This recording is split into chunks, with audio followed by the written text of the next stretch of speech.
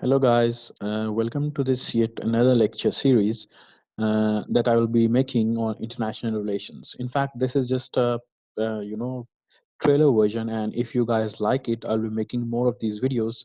And the idea was that I should be making some videos about the key concepts, and of course, later on, detailed videos on international relations. So watch till end, and if you do like it, do comment and do also tell me that what other videos should I be making in addition to the concepts that I will be discussing. So your feedback would be very encouraging and would will keep me going. So of course you have heard the word alliance time and again in international relations, and even if you switch on to the news, you will definitely come across this word. Uh, a word that if you haven't subscribed to Case Officers Academy, do subscribe to this channel so that you don't miss out on latest stuff. So just brainstorm for a moment and see that whenever you hear the word alliance, uh, contextualize it. I mean, what does that mean? That okay, two states enter into an alliance with each other, or he is an ally, or let's suppose America says that Pakistan is an ally in war against terror. So just pause this video and brainstorm for a moment, and then we will of course be looking at the definition of the this particular word. So let's move on to the definition. So what is an alliance? The basic question is, an alliance is essentially an agreement between two or more states to work together on mutual security issues. So this is the basic definitions. Of course, states enter into such cooperative security arrangements in order to protect themselves against a common or perceived threat.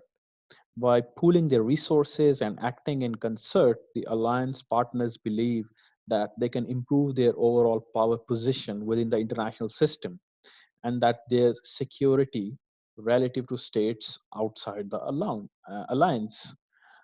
So this is essentially the definition of an alliance. So I hope that you get the picture that what an alliance is, and the next time you hear the word alliance being used, you can contextualize it. So moving on, types of alliances. Yes, there are different types of alliances, and alliances can be either formal or informal arrangements, as we talked in the previous slide. Now, a formal alliance is publicly recognized through the signing of a treaty in which the signatories promise to consider an attack on any one of them as equivalent to an attack on all of them. So, the prime example of this is North Atlantic Treaty Organization, or NATO, which is essentially a security alliance. And the second category is informal alliances, and these are much looser and less stable and rely to a large extent on the word of the parties involved and ongoing cooperation between them. So, informal alliance usually entail, among other things, joint military exercises, the sharing of strategic information, or promises of assistance during a military crisis. Informal alliances can also take the form of secret agreements between leaders. Now, these alliances were, as you know, the secret agreements. These were very common in the era of World War One and World War Two, and some say that these alliances even precipitated those world wars. So let's move on. Benefits of alliances, yes, and these benefits are for smaller states and, of course, the superpowers. So first, we'll be talking about the benefits of alliances for smaller states. Now, there are a number of benefits for in forming alliances, and number one is that they can offset the cost of defense. It is much cheaper for a state to ally itself with a stronger state that possesses a nuclear capability, for example, than it is for that state to build and maintain its own infrastructure, technological expertise, and weapons delivery systems.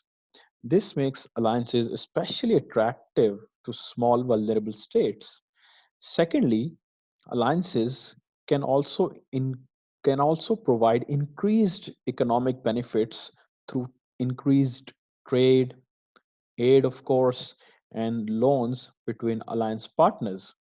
The deployment of foreign military personnel can also be beneficial to the local economy. For example, US has deployed thousands of soldiers in South Korea, and South Korean economy, though it has other you know competitive factors also, but also it benefits from the presence of US soldiers. So now talking about the benefits of alliances to great powers. Uh, from the point of view of great powers, of course, alliances can provide them with a strategic advantage with respect to their actual or potential enemies. The United States, for example, entered into a number of bilateral alliances after 1945 in order to gain landing rights, access to ports, and the use of military facilities in strategically located important points around the periphery of the former Soviet Union.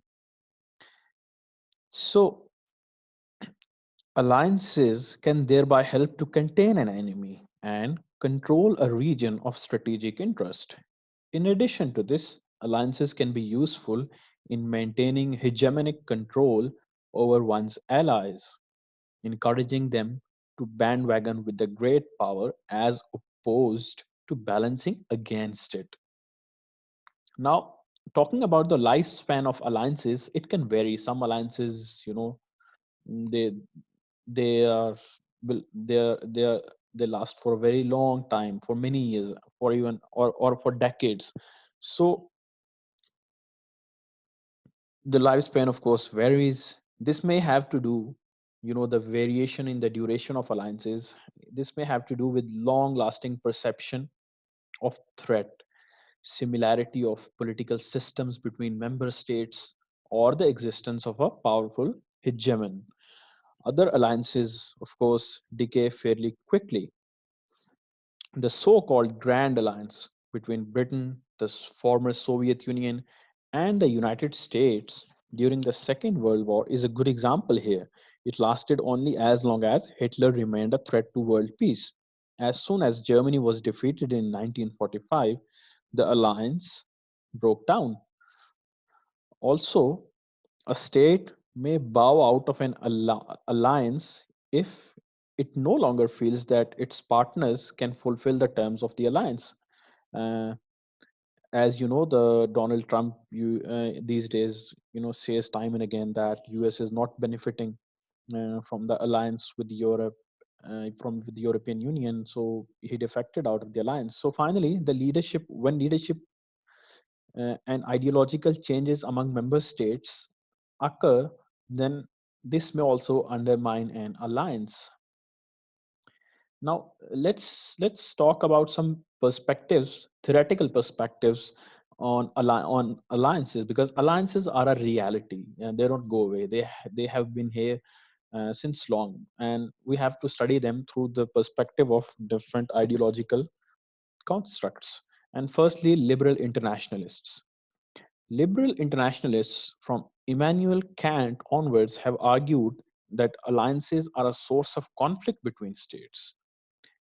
After the end of the First World War, US President Woodrow Wilson suggested that alliances drew states into webs of intrigues and rivalry. Whereas, on the other hand, realists tend to argue that states form alliances based on their national interests. A change in the national interest can and should prompt states to rethink the terms of their alliance membership. Alliances should be regarded as highly flexible arrangements that can play an important role in maintaining balance of power. Now, the concluding remarks, of course, uh, it is important to note that alliances are not simply beneficial security arrangements for only peace loving states. They can be used to promote aggression as well. The alliance between Germany, Italy, and Japan during the Second World War is a good example. Moreover, alliances may themselves be provocative instruments of foreign policy. It may well be the case, for example, that an alliance between two states is regarded as a hostile act by the third party, or a state, of course. Under these circumstances, an alliance may lead to an arms race. It is for this reason that some states, such as Switzerland and Sweden, have traditionally pursued a policy of neutrality and non alignment in Europe, so that even entering into alliance is not seen as instruments of provocation. So that's it for today. And I just want to reiterate that if you like this video, then do share and subscribe. Moreover, let me know in the comments box that should I be making more of such videos or not. Thank you very much.